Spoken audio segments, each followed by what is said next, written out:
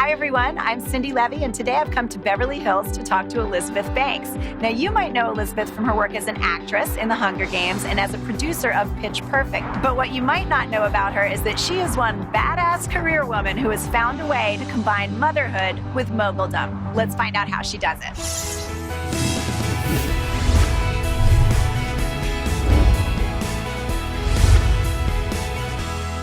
You're a mogul in addition to being an actress, a director, a producer. How do you think of yourself? First and foremost, I'm a mom, because that has to be first, priority number one.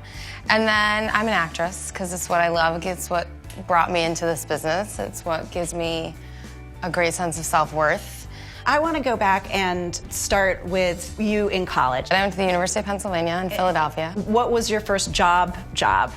We called it the chambermaid back in the day at a bed and breakfast. I didn't have to wear the uniform, thank goodness, but I cleaned up a lot of people's messes, and they're disgusting messes.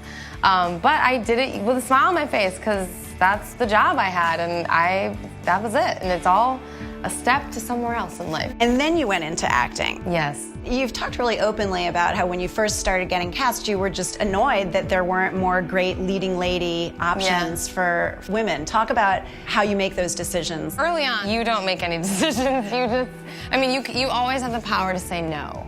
And I think that that's really important for everyone to remember, that you always have the power to say no. And so when I was just starting out, there were some things, it's like, don't you want to be naked in this bathtub in a scene with somebody who slits your throat and you bleed out in this bathtub? And I was like, I do not want to do that. Was it hard to say no in those situations? Well, the very first thing that ever happened to me was I got offered a contract to do a soap opera, and I had a lot of student loans to pay back. And I called my mom and I said, I'm not going to do the soap opera. I said no, and I burst into tears, because maybe that was my opportunity to pay back all my student loans and be debt-free, and what was I thinking? And then I booked a commercial a week later, and it was fine. So that's an example of a really great decision that you made early in your career. Are there any that you wish you could go back and make differently?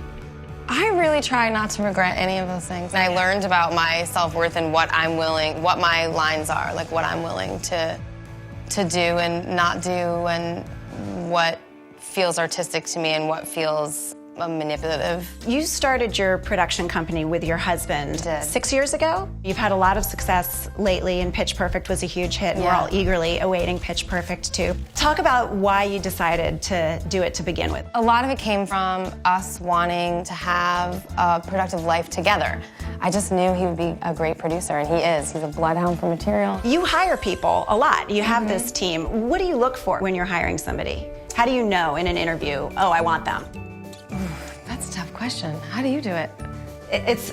For me, it's instinct. And half the time, the questions that I ask them are not even questions that I really care about. I just want to hear what they say. Yeah, I agree. I need people who take responsibility when things go wrong.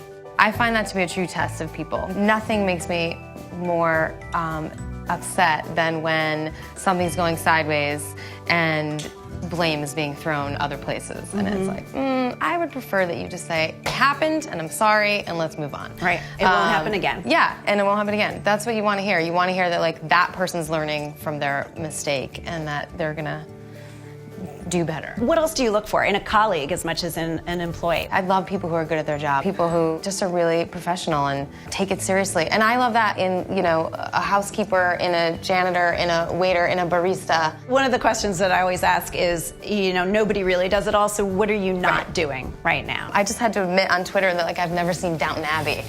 I don't have time to watch Downton Abbey. But man, I feel left out of the water cooler conversations about Downton Abbey, let me tell you. Or any of the other myriad fake your way through it like the rest of us. Through. Yeah, exactly. At Glamour, we do Glamour do's and don'ts. So I want to ask you some workplace do's or don'ts. Ooh. Give me the Elizabeth Banks take on this. Okay. Sucking up to the boss. Glamour do or Glamour don't?